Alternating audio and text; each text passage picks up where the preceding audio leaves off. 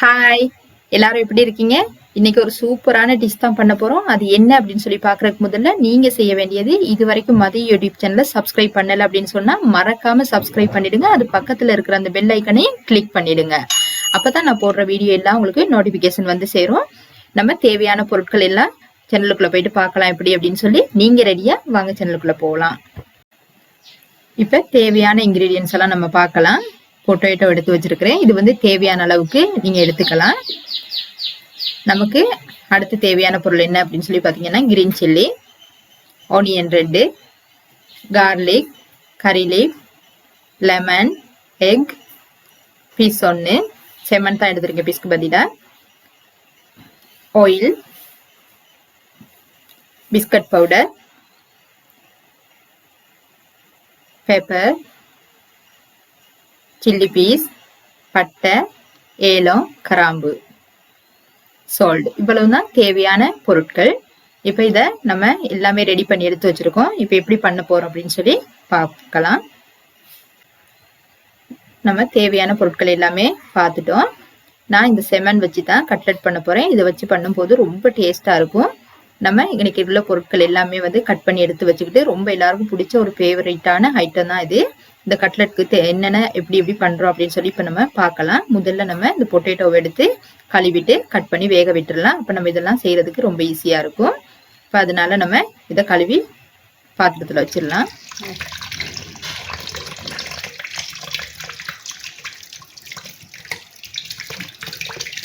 Potato வந்து இந்த மாதிரி நல்லா கழுவி எடுத்துட்டு இந்த சின்ன சின்ன துண்டுகளை வந்து கட் பண்ணி எடுத்துக்குவோம். இப்படி கட் பண்ணி போடும் போது ரொம்ப குயிக்கா வெந்துடும், டைம் எடுக்காது. நம்ம இதை வந்து வேகிற டைம்ல வந்து இதுக்கு தேவையான மற்ற எல்லாத்தையுமே வந்து ரெடி பண்ணிக்கலாம்.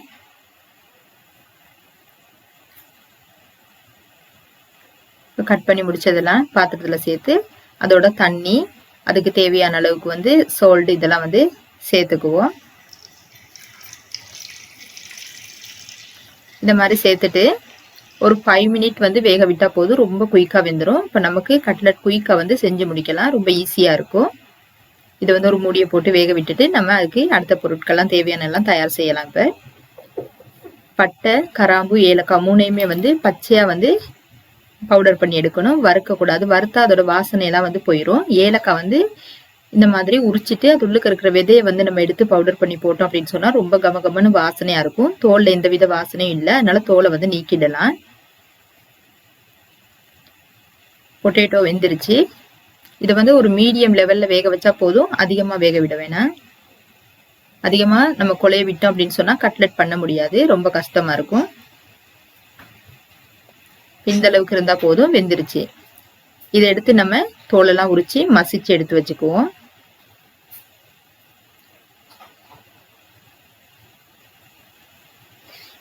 இப்ப தோல் உரிச்சு மசிச்சு பொட்டேட்டோ எடுத்து வச்சிருக்கிறேன்.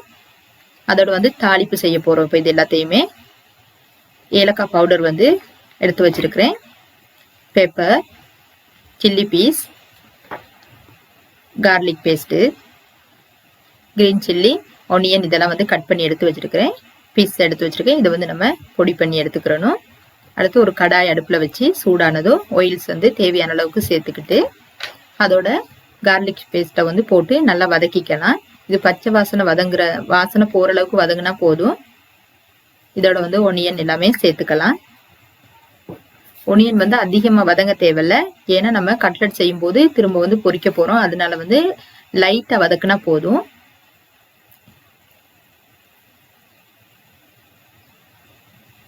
அடுத்து கட் பண்ணி வச்சிருக்கிற கிரீன் சில்லி, கரி லீஃப் இதெல்லாம் வந்து இதோட வந்து ஆட் பண்ணிட்டு நல்லா மிக்ஸ் பண்ணிக்கலாம்.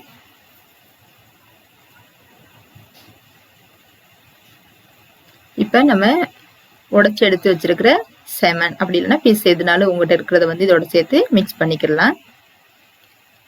இந்த செமன் போடும் போது நல்ல ஒரு டேஸ்டா இருக்கும், அதனால தான் இதுக்கு செமன் சேர்த்துருக்கிறேன். அடுத்து ஏலக்காய், பட்டை இதெல்லாம் வந்து பவுடர் பண்ணி எடுத்து வச்சிருக்கோம், அதை வந்து சேர்த்துக்கலாம். இது போடும்போது ரொம்ப கமகமன்னு வாசனையா இருக்கும், அதனால இந்த மாதிரி பண்ணி போட்டுக்கோங்க. அடுத்து சால்ட் ஆட் பண்ணிக்குவோம். சால்ட் வந்து நீங்க சேர்க்கும் போது பார்த்து சேர்த்துக்கணும். பொட்டேட்டோல நம்ம ஏற்கனவே போட்டு வேக வச்சிருக்கிறோம். நம்ம இதுக்கு சில்லி பீஸ் வந்து சேர்த்துக்கலாம். சேர்த்து அப்படியே மிக்ஸ் பண்ணிட்டு இறக்கி ஒரு பாத்திரத்துல சேர்த்துக்குவோம். இது எல்லாத்தையுமே பாத்திரத்துல இந்த மாதிரி சேர்த்துட்டு அடுத்து மசிச்சு எடுத்து வச்சிருக்கிற பொட்டேட்டோ இதையும் வந்து இதோட மிக்ஸ் பண்ணிடலாம்.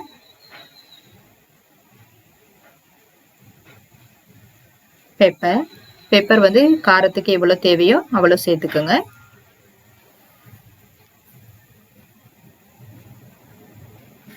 லெமனை வந்து கட் பண்ணிட்டு ஜூஸ் பிழிஞ்சு விட்டுறணும். இந்த மாதிரி உப்பு காரம் புளிப்பு எல்லாமே வந்து கரெக்டா இருந்துச்சு அப்படின்னு சொன்னா கட்லெட் வந்து ரொம்ப டேஸ்டா இருக்கும். ஸ்ரீலங்காவில் வந்து எல்லாருக்கும் ஒரு பிடிச்சமான ஃபேவரட்டான ஐட்டம் தான் கட்லெட். எந்த ஃபங்க்ஷன் வீடுகளுக்கு போனாலும் அங்க வந்து கட்லெட் இல்லாம இருக்காது. எல்லா இடங்கள்லயுமே வந்து கட்லெட் கண்டிப்பா செஞ்சு வச்சிருப்பாங்க. அந்த கட்லெட்டை வந்து நம்ம இந்த மாதிரி முறையில செஞ்சோம் அப்படின்னு சொன்னா ரொம்ப சூப்பரா இருக்கும். இப்போ இதை வந்து நல்லா அப்படியே மிக்ஸ் பண்ணி எடுத்துக்கணும்.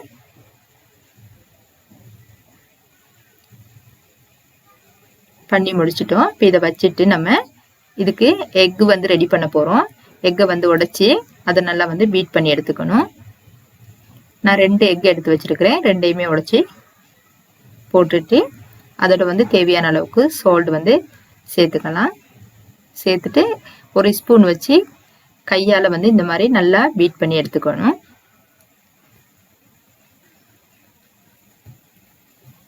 இப்போ பீட் பண்ணி முடிச்சிட்டு அடுத்து நம்ம செஞ்சு வச்சிருக்கிற இந்த மிக்சரை எடுத்து கைகளில் சிறு சிறு உருண்டைகளை வந்து பிடிச்சு எடுத்துக்குவோம்.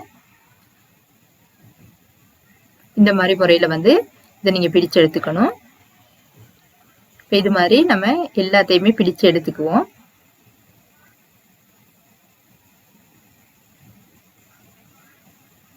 பண்ணி முடிச்சாச்சு. அடுத்து நம்ம எக் வந்து பீட் பண்ணி எடுத்து வச்சிருக்கோம் இல்லையா, அதுல வந்து நனைச்சுக்கணும். எப்படி செய்யறது அப்படின்னு பண்ணி காட்டுறேன் பாருங்க. இந்த மாதிரி நம்ம பண்ணி வச்சிருக்கிற இந்த சிறு சிறு உருண்டையெல்லாம் வந்து எக்ல சேர்த்து நல்லா வந்து நனைச்சிட்டு அதுக்கப்புறம் வந்து இந்த பிரெட் பவுடர்ல வந்து போட்டு பிரெட் பவுடர் வந்து அதுல அப்படியே டிப் பண்ணி எடுக்கணும். இது பண்ணும்போது நீங்க கைகளால பிடிக்கணும். அப்பதான் வந்து பிரெட் பவுடர் வந்து நல்லா ஒட்டி பிடிக்கும். இது வந்து பெஸ்ட் லேயர். இப்ப நம்ம இப்படி பண்ணின உடனே வந்து ஆயில்ல போட்டு பொரிக்க கூடாது. அப்படி பண்ணணும் அப்படின்னு சொன்னா கட்லெட் வந்து உடையறதுக்கு சான்ஸ் இருக்குது.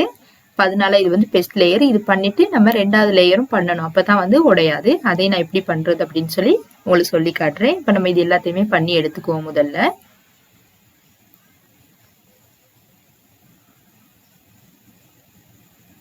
பாருங்க. இப்ப 2வது லேயர் நம்ம எப்படியே வந்து எக்கை வந்து பீட் பண்ணி எடுத்தோமோ அதே மாதிரி ஒயிட் ஃப்ளோர் இருந்துச்சு அப்படின்னு சொன்னா நம்ம ஒயிட் ஃப்ளோரை இந்த மாதிரி நல்லா கரைச்சிட்டு நம்ம ஏற்கனவே வந்து எக்ல வந்து நனைச்சி டிப் பண்ணி எடுத்துருக்கோம் இல்லையா, அதை மறுபடியும் இந்த மாதிரி பண்ணிக்கிறணும். பேஸ்ட்டுக்கு எப்படி பண்ணணுமோ அதே மாதிரி. ஒரு சிலர் வந்து எக்கையும் ஒயிட் ஃப்ளோரையும் ஒன்னாவே சேர்த்து செய்வாங்க. அப்படி செஞ்சாலும் உடைய சான்ஸ் இருக்குது. நான் அப்படி பண்ணல. நம்ம 2 முறை வந்து இதுக்கு 2 லேயர் போடும் போது உடையாம நல்லா சூப்பரா வரும். பண்ணி முடிச்சுட்டு பார்க்கலாம் எப்படி இருக்குன்னு. பாருங்க எவ்வளவு சூப்பரா வந்திருக்குன்னு சொல்லி. இந்த மாதிரி பண்ணி நம்ம ஃப்ரிட்ஜ்ல வச்சுக்கிட்டு தேவையான டைமுகள்ல கூட எடுத்து சாப்பிடலாம். இப்ப நான் எப்படி பொரிக்கிறது அப்படின்னு சொல்லி காட்டுறேன். ஆயில் வந்து சேர்த்துட்டு அது சூடானதும் நம்ம இந்த கட்லெட்டை போட்டு பொரிச்சிடலாம். மீடியம் ஃப்ளேம்ல வச்சு பொரிச்சிங்க அப்படின்னு சொன்னா கரெக்டா பொன்னிறமா வரும். லோ ஃப்ளேம்ல வச்சு பொரிக்க கூடாது, கட்லெட் உடையும். அதனால நம்ம இது வந்து நல்லா இந்த மாதிரி லெவல்ல வச்சு நம்ம பொரிச்சு எடுத்துக்குவோம் பொன்னிறமாகிற வரைக்கும். இப்ப பாருங்க நல்லா பொன்னிறமா வந்துருச்சு. இப்ப இதை வந்து நம்ம எடுத்துடலாம். ரொம்ப சூப்பரா இருக்கும். எல்லாருக்கும் பிடிச்ச ஒரு ஐட்டம் தான் இது. ஸ்ரீலங்காவில் நிறைய பேருக்கு ஒரு ஃபேவரட்டான ஐட்டம் தான் கட்லெட். உங்களுக்கும் பிடிச்சிருந்தா நீங்களும் ட்ரை பண்ணி பாருங்க. லைக் பண்ணுங்க, ஷேர் பண்ணுங்க, கமெண்ட் பண்ணுங்க.